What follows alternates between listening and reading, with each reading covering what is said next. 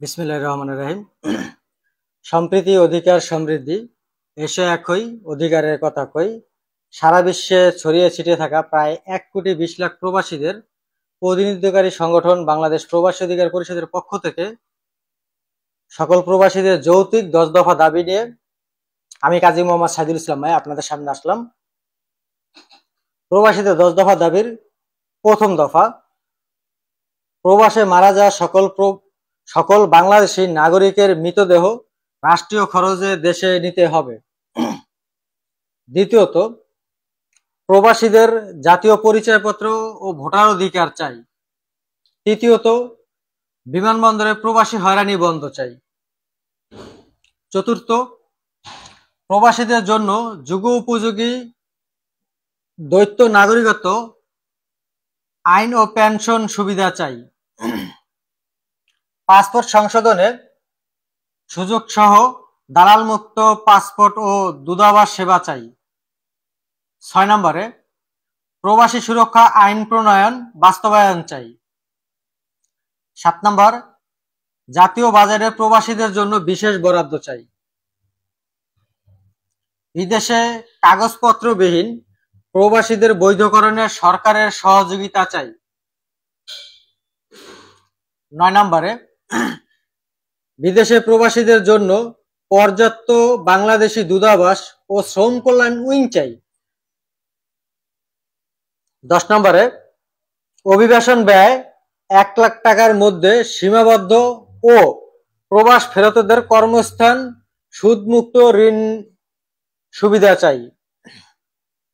আমরা আশা করব সকল প্রবাসীদের প্রাণের যৌক্তিক 10 দফা দাবি বাস্তবায়নে সরকার ও রাষ্ট্রের জোরালো ভূমিকা রাখবে। আহ্বানে বাংলাদেশ প্রবাসী অধিকার পরিষদ। তো যে সকল প্রবাসী ভাইরা আপনারা মনে করেন যে বাংলাদেশ প্রবাসী অধিকার পরিষদের এই 10 দফা দাবি, এই দাবি শুধু বাংলাদেশ প্রবাসী অধিকার পরিষদের নয়, এই দাবি আপনার, এই দাবি আমার, আমাদের সকলের।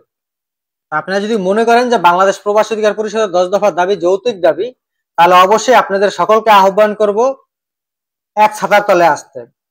আমরা বহির্বিশ্বে প্রায় 1,20,00,000 প্রবাসী, যদি আমরা সকলে ঐক্যবদ্ধভাবে সরকারের কাছে আমাদের জোরালো দাবিগুলো উপস্থাপন করতে পারি, তাহলে আমার বিশ্বাস যে সরকার আমাদের দাবি বাস্তবায়ন করতে বাধ্য হবে।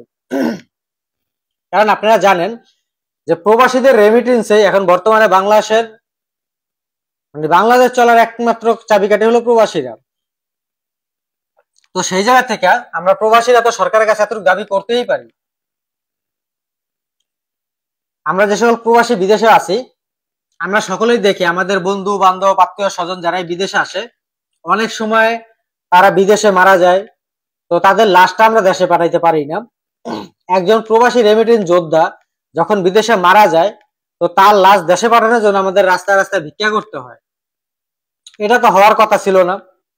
স্বাধীনতার 52 বছরে আজ পর্যন্ত সরকার পারল না এই সকল প্রবাসী রেমিটেন্স যোদ্ধাদের লাশগুলো দেশে নিতে। অথচ দেখেন, বাংলাদেশের যে কোনো সংকটেই সরকার শুধু প্রবাসীদের কাছে হাত পাতে। তো যেহেতু বাংলাদেশের সকল সংকটে বা সরকারের সকল সংকটে আমরা প্রবাসীরা সবসময় পাশে ছিলাম, ভবিষ্যৎ আছি, আগামী তো থাকবো। তো সরকারের কাছে আমাদের জোরালো দাবি থাকবে, যে সকল প্রবাসী ভাইদের লাশ বিদেশে পড়ে আছে, তাদের লাশগুলো যেন রাষ্ট্রীয় খরচে দেশে নেওয়া হয়।